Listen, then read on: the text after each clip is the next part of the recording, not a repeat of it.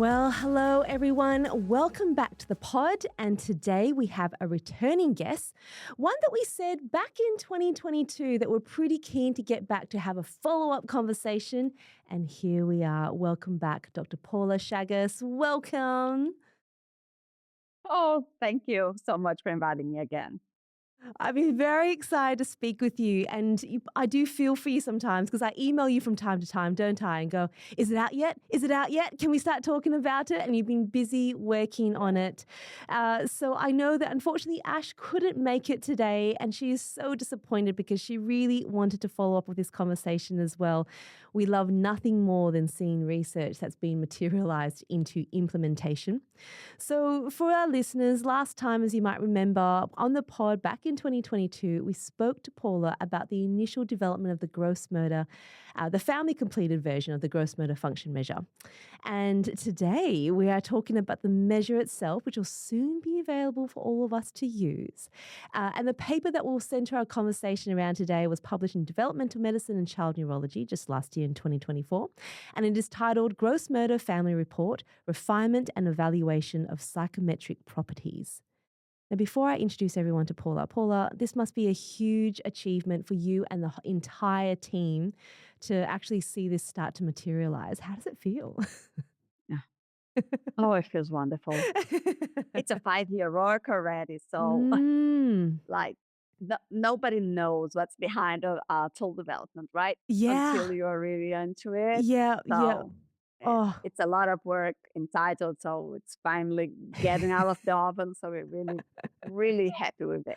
oh, I bet you are. Then yes, and I'll stop emailing, going, when is it out? I can't wait to use it. All right. Well, before we get into all of that, we really want to hear the background of how this is developed as well. I think it's important for everyone to understand, why measures are robust. But let's get into it. So, Dr. Paula Chagas is a physical therapist with a PhD in rehabilitation sciences. She is currently at the Federal University, Juiz de Fora, Minas Gerais in Brazil, and an associate member of CanChild. Some of Paula's work includes the coordination of a multi-centered project called Participa Brazil in collaboration with CanChild. And under the guidance and support of Dr. Peter Rosenbaum, Paula led the validation of this new measurement tool, the Gross Motor Family Report. Paula is widely recognized for her contributions to family-centered, psychometrically robust measures that are practical for both research and clinical care. Music to my ears, all the work that you do. I love it. I absolutely love it. Now, we love a good formal getting to know you. And as everyone knows, the informal getting to know you is so, so valuable. And I know I learn so much from it. Sometimes it feels like confessions for me. But today, because of all the work that you've put into this particular area, I thought this would be a very sort of work-related, sort of personal balanced life question. And the question is, do you have a ritual or a habit that helps you stay grounded during busy research periods? That's a great question. And kind of tricky, Yeah. but I'll have to tell you some of my secrets. Told you it's confession sometimes. Well, uh, I love pressure. Mm, It's funny because there are some people that don't like pressure, right? yeah, But I only work with pressure. If I have too much time to do something, I usually leave it to the end. I don't 100%. do it right away. Yes, okay, we relate. Yeah. I put urgent stuff before and then goes until it gets to the urgent point. Yes. But that's how I like to work. And that really keeps me up Yeah. is a big cup of coffee Yeah, good. during the day. Uh-huh. But if I have to go through night, a glass of wine. A glass of wine, okay. I like you have a beverage for the season and the time. Look, it is worthwhile for everyone to know the time zone difference. Our time zone difference is not favorable and it's not very nice, is it? Last time I remember Yeah, I no. was here late at night so we could do a morning for you. And I remember sleeping on the little bed here we have in preparation. And this time, this is near your bedtime. And Yes, so yeah, we yeah. may see a glass of wine there in the background potentially. I love that. No, not today. Yeah. Not today. They only Water. I love that, Paula. I love that, you need to know yourself to know how you work under pressure, don't you? Because there are Yeah, deadlines and you need those all the deadlines. time. Yeah. And you can't, sometimes planning ahead to know what you've got is a good thing, but I would relate absolutely to you. For me, my ritual and habit is I love to exercise. And I try to do whatever form it might take, whether it's running or walking. It just helps me to reset so that I don't feel too stressed with the amount of work that I have done.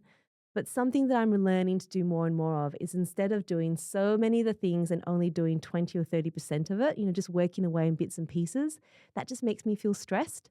And I'm trying really hard just to sit and finish one thing if I can. But it's hard when you have so many projects on the run. It is. It is. Yeah. Yeah. But So I like doing that too. yeah. Like today I'm going to get this and go, whoop, get it rid of. Yes, absolutely, That's absolutely. good. And I think a big deadline for everyone is if you headed to the conference EACD. I know a lot of our friends, researchers, we're all probably about to start madly doing our presentations. I think they need to be uploaded in the next 4 weeks. So this is the time.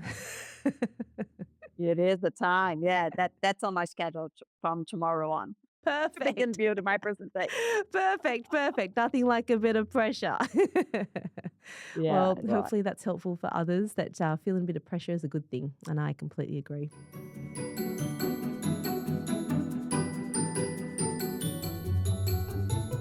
All right, well, let's tell everyone a little bit about this paper. Now, this study aimed to improve and validate the Gross Motor Family Report, or the GMFR, a parent reported tool designed to assess the gross motor performance of children and adolescents with cerebral palsy in their daily environments. Feedback from 12 parents helped refine the tool's items, scoring and usability, resulting in the GMFR version 2. The updated tool was then validated with 146 families, showing excellent internal consistency, strong test retest reliability, and robust validity across the GMFCS. The GMFR scores correlated strongly with established measures like the GMFM66 and the Pediatric mobility domain, and the study concludes that the GMFR is a valid, reliable, and family-centered tool that complements existing clinician-administered assessments by capturing real-world motor performance in children with CP. So there's a lot to break down there. I know I summarized it really quickly. Isn't it amazing when all this work gets distilled into a paragraph? But every statement in there has been worked on meticulously by the team. So I thought, Paula, take us back to the beginning from the very start. What prompted the development of this family report in the first place?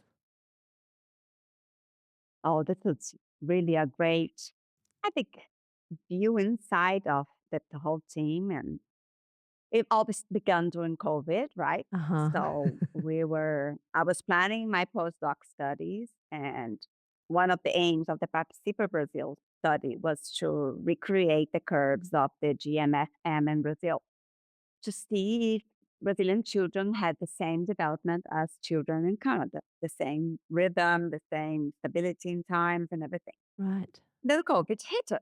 And then I said, how are we going to measure gross motor function now? We can't be in place. We can't be with the children. How are we going to work out? And we were just talking, me, Dr. Peter Rosenbaum, Dr. Regina Wright, Leslie, Richard, and Marilyn Wright about these changes of thinking of functioning. Like we can't think about functioning only inside the clinic. That's when we really evaluate capacity. That's Yes. what we do really good. I think as physio, Yes. we really are great at it, but that's not what we want to change. We want to change like performance in real day life. What Yes. the children actually do when they are in their natural environments at home, at school, in the community. So we thought that we needed a tool that could represent this because we had the PDCAT. Yes. But the PDCAT wasn't the aim of the PDCAT mobility is not only on gross motor function. It has some other abilities tested that are a little bit different from the GMFM. Yep. It's also reported by parents. But we thought, no, we had to create something based on the GMFM that reports performance, but especially can be reported by parents. And that's something that they usually see in their daily lives and explained by photos of children doing it and Yes. not pictures of a normal kid acting. Yes. So that's all that came into to us when we were developing the measure. That is wonderful. I love that. I love that, innovation does come when you're in a point of, it's a pressure point again, like during COVID, what does that actually look like? But I love the heart Yeah, behind wanting to measure what actually happens in everyday real life, because that has been tough. How do we do that in an yeah, objective it is. way? So Yeah, can you tease out a little bit more between capacity and performance? I feel like that's a really important point. Like you said before, that capacity, we're really good at assessing that. Can you just help us to define what that is? yeah, yeah. So capacity is what the child or the person does in a modified environment. Mm, So it shows the capacity to end or to perform a task, but in a change environment, mm. like a really good environment, like clinic environment. Yes, That yes, the the floor is steady, there's no yes. barriers, and everything when she's going to hold is firm, Sure. so she won't be afraid. Mm, So that's what capacity does. And performance is what the child or the person usually does in her real day life. mm. I like to explain this to my students the following way. We have a child that walks freely in your clinic. She walks back and forth with no problems because she's in a safe environment. Yep, But every time she gets outside the clinic, she gives her hand to her parent or her caregiver. yep, So she doesn't trust herself when she goes out. yeah, So she needs a hand. yes. She needs someone that's going to walk on uneven surfaces, to go up and down stairs. So she can't be able to do that on herself alone. So she has Mm. the capacity to walk. She's good at it, but she doesn't perform really well when she's in a natural environment. Yes, I love that. That's a beautiful distinction. They're both important. You want to be able to know what someone is able to do, and measuring that over time is important. But the real life application is where things really matter. So the Yes. gross motor function measure, then, that's a measure of capacity. Can you go through Capacity. Yes. why is it important for us to measure children that we see on the GMFM in the first place?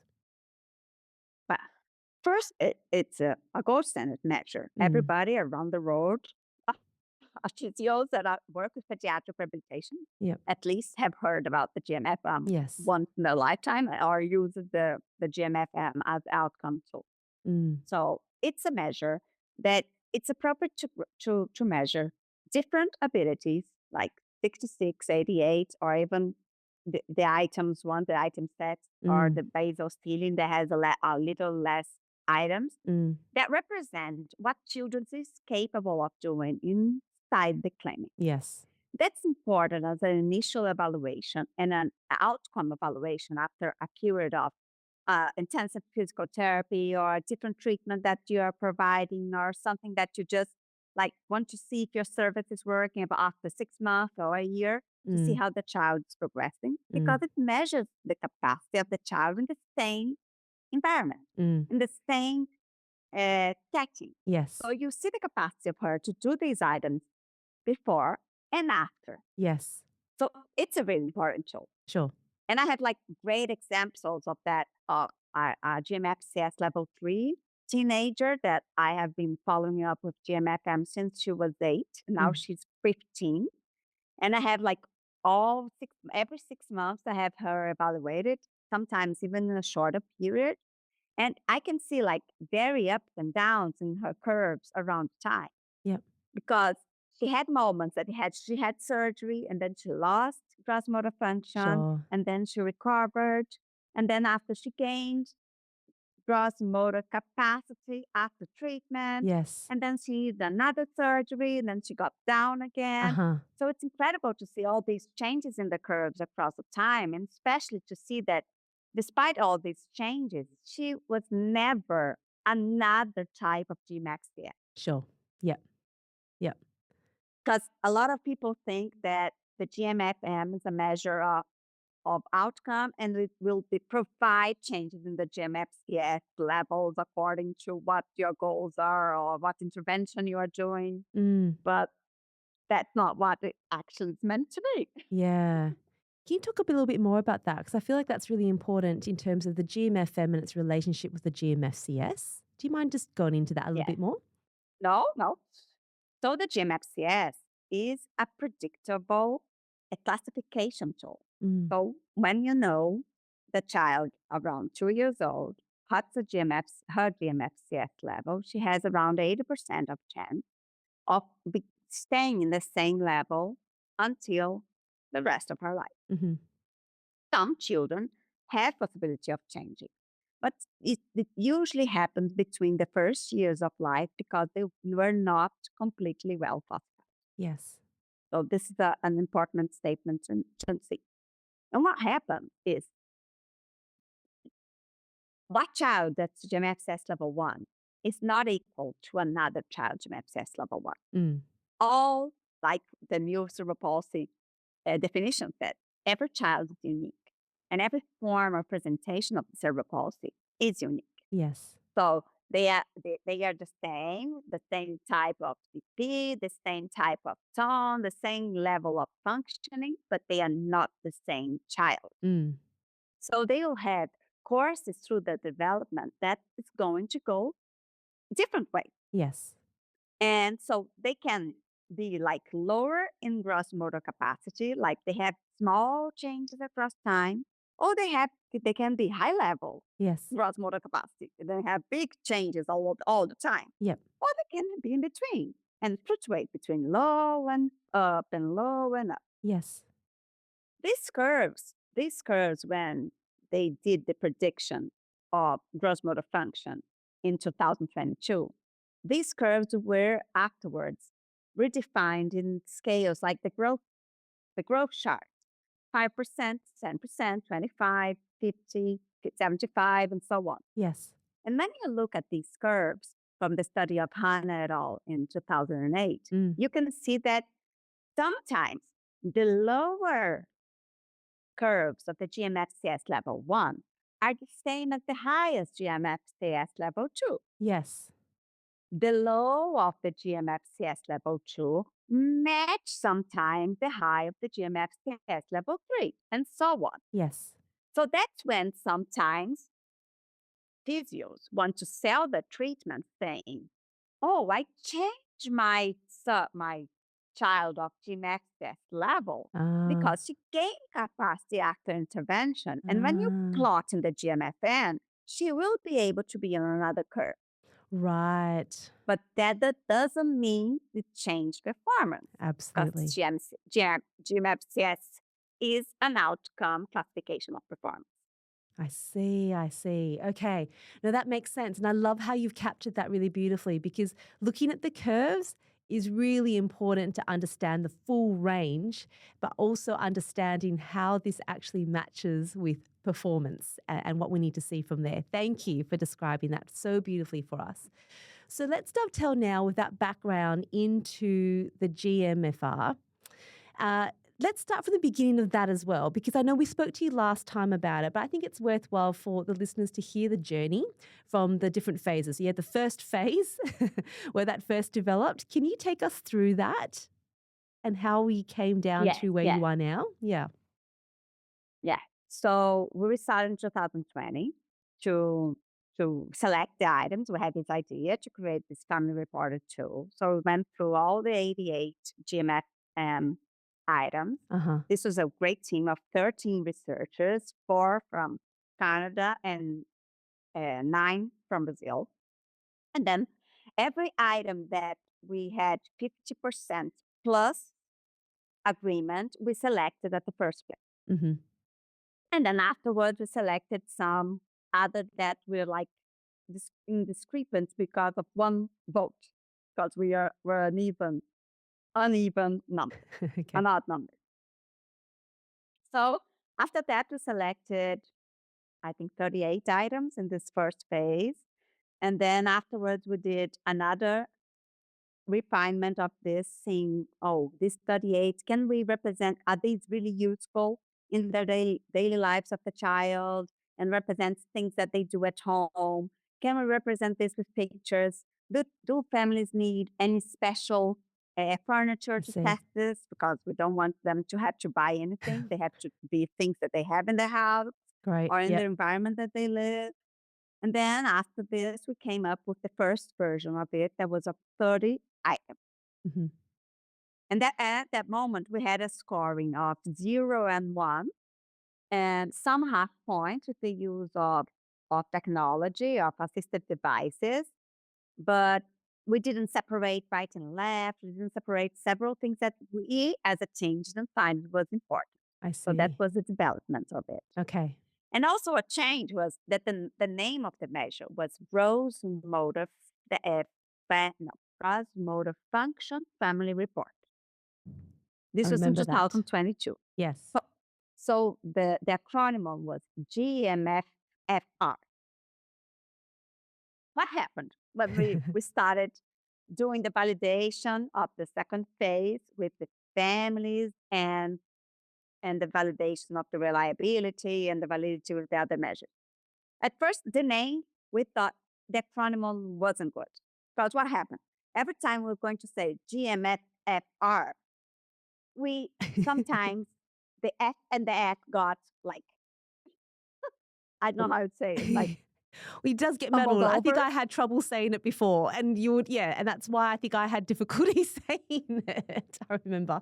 Yeah. So we said, okay, Okay. let's take one F off.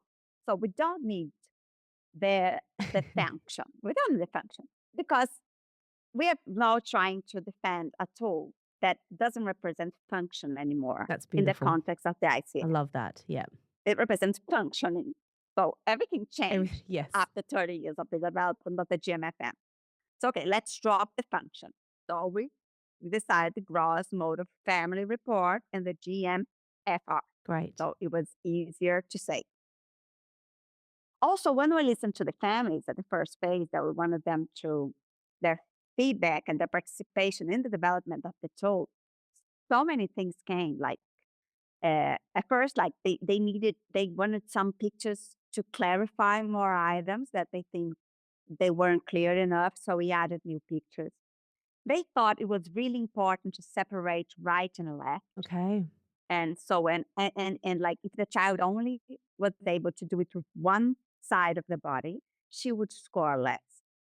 And I think this is really embedded in what physios and occupational therapists give on the background of research, of intervention, Yes. not research. I agree. Because Yeah. they are always functioning Mm, symmetry, right? yeah.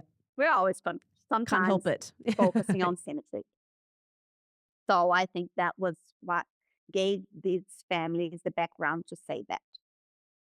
Also, at first they thought that the families that weren't very happy of seeing the whole measure with the GMFCS level 5, because it's not good to Mm, see that your child only of is course. able to feel some small item. But the families in the GMFCS 4 and up, they thought that the measure could show so many options of them, even in all dimensions with assistive devices, that in the GMFM they would never be able to do Ah. because the GMFM doesn't consider assistive devices. That's right. That's right. So if they had help, if they could hold in something, and if they were with a walker or a gait trainer, they'll be able to achieve some items that they wouldn't be able to achieve Oh, that's without it. beautiful. And so that was really important for us, the feedback. And we even add another different item in the walking up and downstairs to consider the participation of the caregivers in that activity. Mm, Because we know many children with GMFCS level 4 and even level 3 go up and downstairs with the help of others. of course. They can't go up by themselves. And this wasn't measured before. Mm. So we added the possibility of this being scored as a half point too, if they needed help with another person. Let's see what else. Oh, and one contribution the families did, and I think this could really be a change in the GMFM. Uh, Erin Wright's going to kill me. I think she agreed. Like the items that when the child is capable of walking with two hands, one hand, and with no hand, the family said, give it all together. You're going to ask the family, does your child walk 10 steps? Yeah. Uh-huh. If she does, how does she do it? She Uh-huh. needs two hands or a walker. She needs one hand or a cane, or she can do it by herself. Wow. And I think this was an incredible addition because but every time I test the GMFM, if a child walks by herself alone, why am I going to give her my two hands to walk? That's right. That is a very interesting addition. I love how all of that, even just hearing you talk about it, gets me very excited because we're now measuring things that we've never really been able to measure before. And the idea of being able to, this really encourages the use of assistive technology, doesn't it? It doesn't sort of see them as that it's not so good to use. We're actually going, no, we want to understand with the use of assistive technology, this can be done. This is what is possible. And also, I can already think of the applications of why you would want to advocate for more assistive technology. And you would be able to see that from a everyday perspective, which is what funders want to see now as well. But the families ultimately want to see that as well. Now I'm getting a bit ahead of myself because I want to keep talking about the application, but I think it's good to understand from all of this some of the psychometric properties. Clearly, this has been very much co-designed. Like the whole process that you've spoken about then Yes. is true embedded co-design. It wasn't just therapists going, this is a great idea. It was families going, No. no, I think you could do this better. And I love that you have taken that on.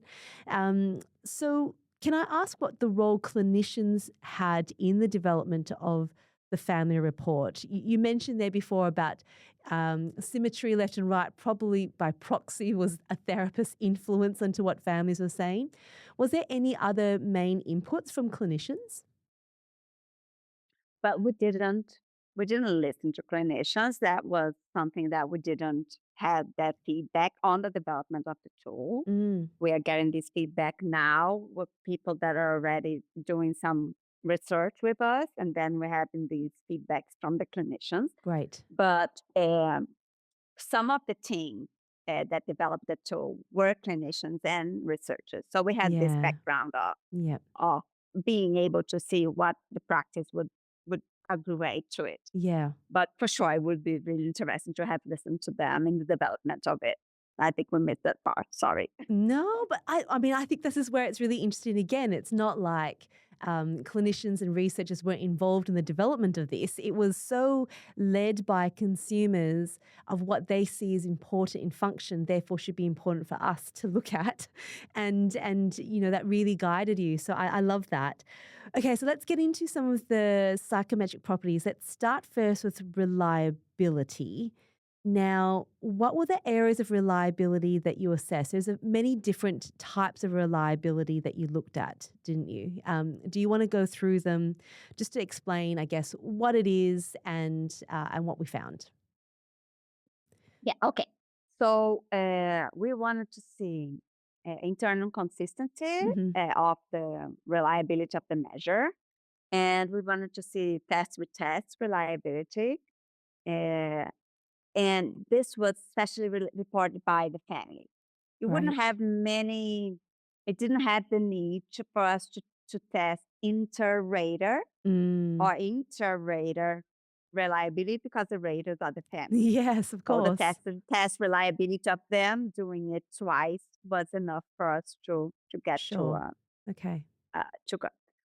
Well, we had a internal consistency really high. It was around 99, I think. Yeah, 99, the Cronbach Yeah. alpha. And that shows a little redundancy of the item because all of them measure gross motor function, right? Right. So, but that's like, it's the same with the GMFM. So Of we course. wouldn't You expect it mentioned to be gross motor different. function anyway. Yeah, of course.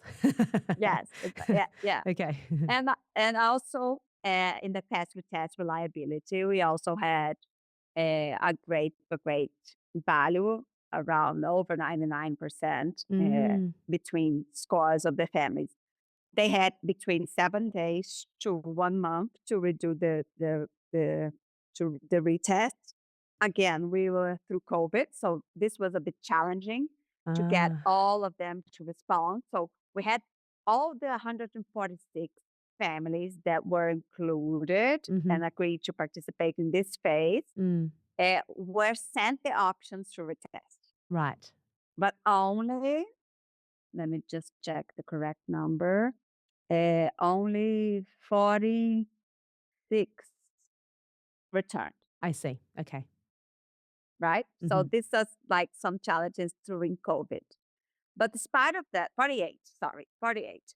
But the means were so high, like we had like, it was so proximal, yeah, one number to the other, and the ICC was so high also that it was enough. it says We so didn't need to much. get, yeah, we Yeah. didn't need to get a higher Mm, sample to get to know that the measure was reliable mhm, also. mhm, And we even decided to create and evaluate it between ambulant children and non-ambulant children. So we had a more concise measure, a more even numbers between groups to see if that right. maintained, and it's also maintained the Wow. internal reliability, That's the test fantastic retest because you reliability. this was across all GMFCS levels as well. So it does show Yes, that it does yes, have that robustness. And I love that the testing yes, between 7 days and 30 days, you don't really remember what you do a month ago. So you are really basing it on your observation of your child and what they're doing. yes, Mm. yes, What about, you did look into, I read about the floor and ceiling effect, which I think is always an yes. interesting component of it. Can you explain a little bit about what that is and why it's important to understand the floor and ceiling effect of a measure like this? Yeah. Well, we really wanted to see if the extremes level of functioning, like the GMFCS level 1 and GMFCS level 5, were able to respond to this test. Sure. Like, were we able to evaluate them as a group, not as an individual? Of course, we had 0 scores on GMFCS level 5, and we Mm, had 100 scores on GMFCS level 1 mm, because we know that some children are capable of everything, and mm, some children, unfortunately, are not capable of mm. performing these activities. But despite this happened, it only happened in less than 15% of the sample. Right. That says to us that there are differences between the children that are classified in these levels, and that not all of them are in the floor and ceiling effect. Great. So we can measure differences between them Okay. Okay. That's really across good. the, Okay, fantastic. And that's yeah, really good to understand and to know as well. Um, I want to talk a little bit more about GMFS 5s later, but let's talk about validity first, because validity obviously is very important. So, the two components that we always want to look at. What did you look at from a validity perspective? yeah. So the first was with the GMFM for sure. We wanted to see if Hmm. it was valid with this gross motor gold measure that we had, the GMFM, and we expected it would be because it was based on it, and the Yes. results showed also it was really high. Fantastic, So of we had course. like Yes. 0.94 uh, uh, 94% of relationship between the measures. And we also separated between levels 1 and 3 and 4 and 5. And Hmm. we had also an excellent agreement between measures. Only the GMFCS level 4 and 5 were like a strong, not very strong correlation, right? It was Okay. 0.79, Okay. probably because of these differences in lower performances to measure. Okay. And we also wanted to test it with the Pediatric mobility because it would be a measure more close to what we were proposing. Like Mm. it would be a family report also based on the information of the parents. And we achieved really similar results as with the GMFM. That's brilliant. Okay, so now with the Yeah. knowing the reliability and the validity of the assessment, in terms of what it can look at. It's got very, very sound psychometric properties from everything that you've listed. And I'd really encourage everyone to look at the paper. There's some beautiful tables in there to actually have a look at all of these numbers as well, just so that we all understand, what this means. Because I think if we as clinicians understand how strong the psychometric properties are, we have more basis to ask families to complete a questionnaire. Because I think a lot of families get thrown a lot of questionnaires sometimes. But to actually Yes. understand this, I think is really practical. My question that I had that came from all of what you just spoke about, so I don't forget about it, is for GMFCS level 5. Now, you mentioned a little earlier that, sometimes to fill out some of these questionnaires, because it's the same questionnaire for all children, it's not one tailored for each GMFCS level. And you said sometimes there were some scores that they might have scored 0 for some of the measures in there. What were some of your experiences for that? Because I can imagine a little bit of hesitation, maybe presenting this questionnaire to a child that you know is GMFS level 5 and may not function as well with this measure. What would you say about how that gets used for this population? Uh, I think we always have to be clear with our families, Mm, whoever we treat, like the mm, high level functioning and the low level functioning. And I think we have to put that the aim of our measurements is to see how our child is today and how she can be tomorrow. yeah, So despite today she scores low, that doesn't mean she's going to score low all the time. Or maybe that shows us some items that we have to encourage for her to try to do, and we can that's think about beautiful. possibilities for her Yeah. to complete that. Mm, Maybe she won't be able to complete it without technology, but we have the options of having this conversation also with family, yeah. because we could never measure. Like you say, oh, you have to buy something that's really expensive or like create some adaptation in your house. And they say, why? But your base is something that you measure that can improve if you provide something else. Wonderful. So, could I, if I have a child that I'm working with, for example, and they can take steps in a supported stepping device in a walker, that would be something that we could measure on this, the 10 steps. Yeah. Yes. That's something that we could look Yes. at. And that's using assistive technology. And even for sitting, are there any sitting items there that we could use some supported sitting to look at their functioning? Is there any sort of measures there that we can use? The caregiver can hold the Mm. child. Mm-hmm. Mm-hmm. Something one of the items she can put in the hold, and then that would score differently. And also if the child like reaches and cannot come up, Mm-hmm. that's also considered. Like so she probably can lean forward, but she can't straighten up yet. Beautiful. Yeah. So this is also considered. Yeah. And I can see the practical applications of that already in terms of having that conversation, using the tools of conversation piece and going, okay, at the moment, this is where you're seeing. How can we get technology? How can we get equipment into the house? And, I have a PhD student at the moment that is in Nepal and he is supporting the use of some supported seating. And he was thinking about goals he could use for that as well. And you do have different adaptations for different equipment. So I can imagine it could be used in different settings in different ways based on what might be available. So I love that. I really, really am excited about that. Was there anything that stood out to you in terms of the results from the study and your whole experience that really, I don't know, just captured your thoughts and thinking around the use of this measure? Oh.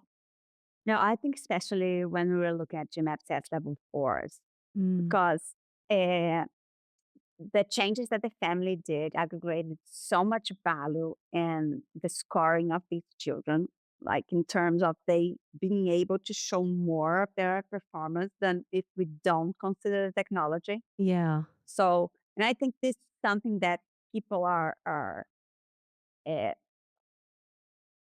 looking looking forward more, especially in high income countries, and Mm, the opportunity of getting these resources from the government, like mm, a stepping device since beautiful. they are 1 year old, and a power mobility since they are younger. So I think this provides them a different thinking about the function of the child. So, Oh, so many possibilities for them. it is so great. It's so great. So, some just real Yeah. quick practical questions for you now, Paula. This feels like a fast fire questions for you that I have collated from our clinicians here as well. If we use this measure, does it mean we can't obviously map this on the curve, so we should still be using the GMFM 66 if we want to understand that, right? So, how do you see the relationship between when we perform the GMFM 66 or the item sets or the 88 versus the family report? How do you see that being played out clinically? Yeah, this was something really tricky for us to think and like introduce Mm. into our manual. Like, because we know that that's what clinicians want to say. Yeah, and now what did I decide? I think every measure is valid and reliable and has its meaning. So it really depends on what you want to measure, what you want to capture with your measure. So the GMFM, we still have a great applicability, especially in clinical settings where we have and we will need to measure change in that short period of time and with some different intervention that Of we're course. applying and we want to really increase capacity. There's so much So it value in will there have still. its Mm. applicability. Mm. Yes, fantastic. Not, it's not a substitute. No, it's not a substitute. And the GMFR is like, it can be used like more spaced periods maybe, and especially children that are not followed inside the clinic are more like Mm. guided outside, and it's easier for them to to do a family report and to come to the clinic for you to evaluate, and it can give you alertness of when you need an in-person evaluation, like you see Yes. that something's I not love really that. doing well, and I need for you to come and I need to do an in-person evaluation now and see what I can change or I could propose as a better intervention for you. That's beautiful. I can already think of how, if you're doing a telehealth appointment, I remember during COVID, we're trying to think of different ways we could still see the GMFM being done online and people would send in videos for Yeah. you. And that's when I was like, oh, this would be so good to have this measure. But I can imagine this being a great complement to a telehealth appointment where you could actually look at that to complement your subjective assessment. But I could also could see as you're about to start intervention, you might, if you haven't seen the child for a little while, you might want to get this done to help to you to prepare so you're more planned about what that person might be doing. So you can see how that complements. That's really beautiful. Another question now, do clinicians need any special training for this? And I know that the GMFM manual has, or the book has come out again, the next edition. I already got a copy. You can buy it online. I've got a digital copy because I love a good digital copy these days. Um, so, are there any additional training that you need more than what the manual says, or any courses? Well, I think the manual that's coming out is really well explained of how the measure can be done, and that will be available at the Conchild shop together with the fillable form and a calculator to each score. So it will be really useful for them to use in the clinic. But we know that people love Fantastic. courses, right? Yeah, we I love think to sign up for a clinicians course. like they love to say, want to hear more about the measure. I want to hear how I'm develop and how can I apply it, and maybe some case scenarios to discuss. So we're planning at Conchild maybe to offer an online course on it, but like a training course, an online course like to clarify the use of it and to Okay. discuss the applicability and Look, I love these that kinds of because at the end of results. the day, we're not the ones doing the measure. It's the families doing the measure. So it is really being co-designed by families with all that input. So, it's just maybe knowing when to apply it is probably the best case there. Next question is, how long does it take on average to complete one of these, to complete the entire questionnaire? Oh, that's I think it's the most good information about it. Yeah. It takes a maximum 5 minutes, maximum, but it can be filled in like 5 minutes. Wow. That is fantastic. And what languages are available at the moment? Obviously, it's come out in English. What else is available? In the English, Brazilian Portuguese, this was developed side by side. And Perfect. then it's almost ready, Dutch already, Ooh, Spanish, Croatian, and Urdu. Wow. But there are other ones coming up, like Portuguese from Portugal, French, and uh, Dutch, and it's around 10 languages already That is being developed. fantastic. So Okay. That is these fantastic. are the ones that are up front already that I have already evaluated the version, and now will probably come, if not together with the measure online, soon the translations will be available. Okay, sure. So we need to look onto the CanChild website sometime in June for it to be available for purchase there in terms of the family report. But if you've got the manual in the book, you can already start reading through that to see what it does. No, yeah. So that's important. The manual, the information that's on McKeith Press, Hmm. that the book on the McKeith Press, is just the introduction of it. Yeah. So it's just a beginning of it, how it was developed, and like what's contained, 28 items, the dimensions. It doesn't get into detail. You can't see the measure here. Okay. So the measure will only be available at the Conchild shop. Perfect. Also, together with other information that we added in the manual that we developed for the measure. Wonderful. So it's a parallel, Okay. yeah, Wonderful. Wonderful. All program. right. Not So much longer to yeah, wait, everyone. Not much longer to wait. Okay, so now that you've done all this work, it's been 5 years of working on this family report. I'm sure that's not been the only thing you've been working on throughout all this time as well. But what's the future plans for either the measure or for yourself in terms of the work that you're doing, Paula? well, the measure is still promising. Like this second paper was the product of my master student, Dr. Elton Magalhães, and he's like finishing his PhD now with Hercules Leite, my friend. Uh huh. And we'll be able to develop a curve on it on the GMFR. It's at least beginning. We have more than Oh, that's 400 fantastic. measures now, so we'll see some of that in probably a year or two. Wonderful. And I also really want to develop a youth self-reported tool of it, a self-reported questionnaire for youth, and also one for children below 2 years of age, 0 to. Oh gosh, So that's that's in all the plans of the GMFR. fantastic. That is wonderful. So you're really basically not going to get any I'm not going to stop emailing you, basically. Is what all this means. I can keep. We have at least more 5 years to go. Fantastic. I absolutely love that. Well, Paula, thank you so much for sharing all of that information today. You had me on the edge of my seat. I loved everything you shared with us so generously today. Of course, though, we're not done yet. We have our final segment to go. I know Ed's so excited for this. He loves chatting with you, Paula. So let's head to our final segment. Tell it to Ed. Ed, as you know, is our producer. He doesn't have a background in child health or the psychometric properties of any of these assessments that we've been talking about. So Ed has been listening to this entire recording. We didn't really tell him what we were talking about today until today. Paula, what I'll get you to do is summarize this area of research in about a minute or so. And then Ed, you'll have time for one question. So take it away, Paula. Well, so the GMFR was developed by a research group really compromised in developing a family-centered evaluation tool. This family report questionnaire was designed to be easy to use, value parents and other families' caregivers' knowledge about their child's performance in everyday life, and could be appropriate also to be used in telehealth context. Our aim was to create a tool to create gross motor functioning data efficiently while taking into consideration the environment that the child lives.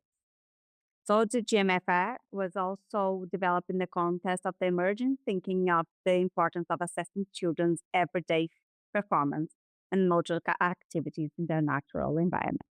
That is beautiful. That was in less than 60 seconds. That was That was fantastic. great. Really, really good. All right, Ed, over to you for a question. Um, Look, I really love the focus on the real life application and the environments. And I was trying to come up with a good question. I try and do that every week. He gets very nervous about it. I do. So I just kind of wanted to take maybe a slightly different perspective on this, and looking at the communities in Brazil or beyond. Paula, how do you kind of see the family report shaping the way that families or schools and healthcare systems kind of work together to support children, in their daily lives. And I guess I'm just thinking about the big picture perspective and where this can kind of go. That's a good question. Great at. That's really good. Question. Wish I came up with that one. That was a good one. And that comes into and that goes closely to what my other big research plan now is, to be family centered and family engagement and research. So, and it's impossible not to value the family's voice. It's impossible not to think about how they see their children, how they think about their children in the environment. And when we give voices to them, when we hear what they are saying, they teach us so much more than we are able to see inside four walls of a clinic. So I think using tools like this makes families also reflect in their lives and how they have to perform differently with their children, and how they maybe have to let their children do more things at home, because sometimes they don't let them do these things at home because they don't think that children will be able to do it. So when we show family-centered tools, we create awareness also of what can be happening inside a family and how they can shape a future with us together. Yeah, that's fantastic. It's like a light bulb moment sometimes. We had a family here do exactly that, Paula, where we just wanted to see how this child was moving around in the bathroom. And because she was the only one able to take the video for us, she couldn't be around him the entire time. And much to her surprise, though her goal was for him to be able to get around the bathroom himself, she was like, oh, he can do it, because I had to film him doing it. I wasn't there. I couldn't hold him. I was holding the camera, and he did the whole thing. So that goal is now redundant. He can do it. And then, you know your child well, but sometimes you place an environment where you want to actually assess it. You have a different lens on. And even the parents gone, wow, so much more capable. Okay, I can let him do this now, and let's move on to something else. And I think it's a great way to spark those conversations, and this tool helps us to do that. So I really, again, thank you so much for doing work in this area. There's so much involved in doing it. It's not something I think I have ever embarked on or want to embark on to develop a measurement tool, although I've been always very tempted, because we need more good measurement tools around, because we want to be able to capture more of what is accurately reflecting the child and our interventions as well. And you're really, really just leading the way here, Paula. I cannot wait to use the tool. Genuinely will be like fighting to be the first person to get it on the CanChild website. I'm that much of a nerd. But thank you to you and your team. Thank you, Paula. Thank you so much for the invitation, the opportunity to talk about this, and the love I have already for this measure and everything the team has done. And I'm so grateful for CanChild for supporting this, for being with me during all this time and all the work that we have been doing together. Oh, that's just fantastic. This is the power of collaboration. So look, for everyone, I'll put a link to this paper on our website, researchworks.net, as well as a link to the CanChild website. Obviously, you're not going to see the measure there till June, but definitely mark that in your calendars and add this to your repertoire. And also there's a CPD form there that you can fill out as well if you want to keep this as part of a record of your PD requirements. But for now, Paula, I'll see you in Germany. I can't wait to see you there. Different time zone again.